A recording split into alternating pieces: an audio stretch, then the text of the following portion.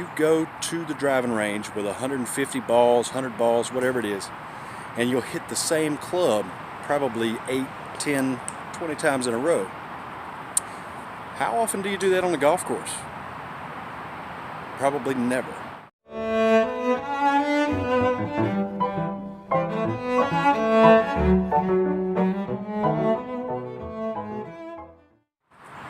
I've got a pretty great driving range practice session for you. Now, a lot of people who come to the driving range just end up getting a big old bucket of balls and just beating the crap out of them, and they're really not helping themselves out. Man, if I could just take my range game to the course, I'd be scratch, right? So I've got a solution for that, and this is something that I don't think it's new. I mean, I don't think I invented it. I'm sure there's probably a lot of people who do this. So after you get warmed up, take this card, go up onto the driving range tee box, and play each hole. So I'm going to go through each hole and I'm going to play this golf course based on what shot you hit. If you hit the shot you're looking for, you know what the next shot should be. But if you make a mistake and you hit a bad shot, well then you're going to have to try and deduce where you think that shot ended up on that hole and what you think you'd be left with. Maybe it's a punch shot out of the trees. Maybe it's a 45-yard pitch shot. Whatever it is, play the course. And that way you're mixing it up and you're never hitting the same club 2 times or 15 times in a row. That will help you take your driving range game to the golf course, and it'll be a lot more effective than just aimlessly coming out here and beating balls all day. All right, so the first hole, 408-yard, par 4, sharp dogleg left, 7-iron out to somewhere in the center of the fairway. Gonna try and draw it a little bit.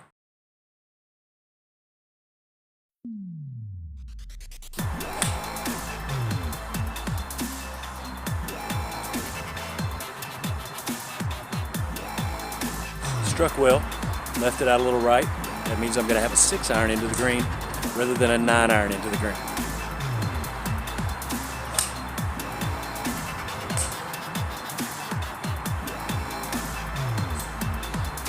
Great shot, but it drew a little bit.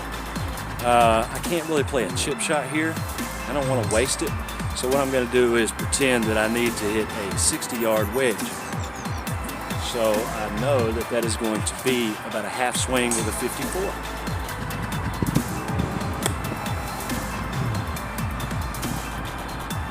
All right, the next hole is a 195-yard par 3, straight up.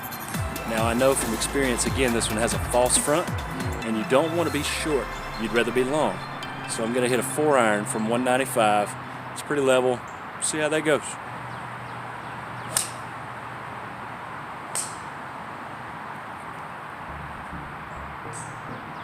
Now I'm going to hit my 3/4 58.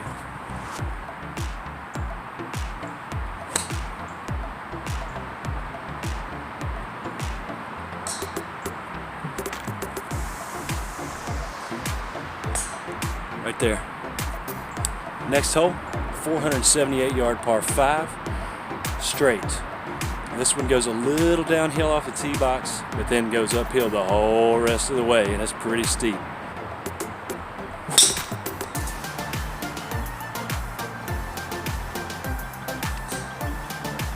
That's perfect. That's over the net, right down the middle. And I know from experience, again, that going uphill like that, I'm probably going to be left with 200-yard shot, maybe a little more. Since it's uphill and I need a high flight, I'm going to hit a hybrid off the ground.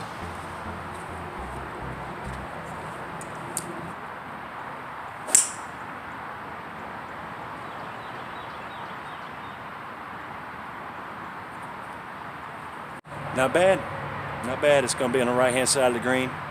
I'll be putting for eagle, or close, chipping for eagle. Next, we have a 407-yard par 4. It's a slide dogleg to the left, should favor my draw. Pretty wide open fairway. If you go right, no big deal. Driver, just like draw.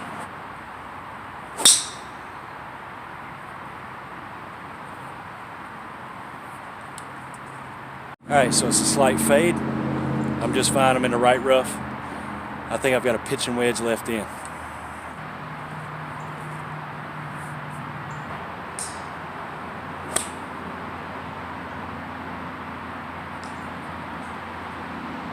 and that's right over the flag I was aiming at. Perfect, 135.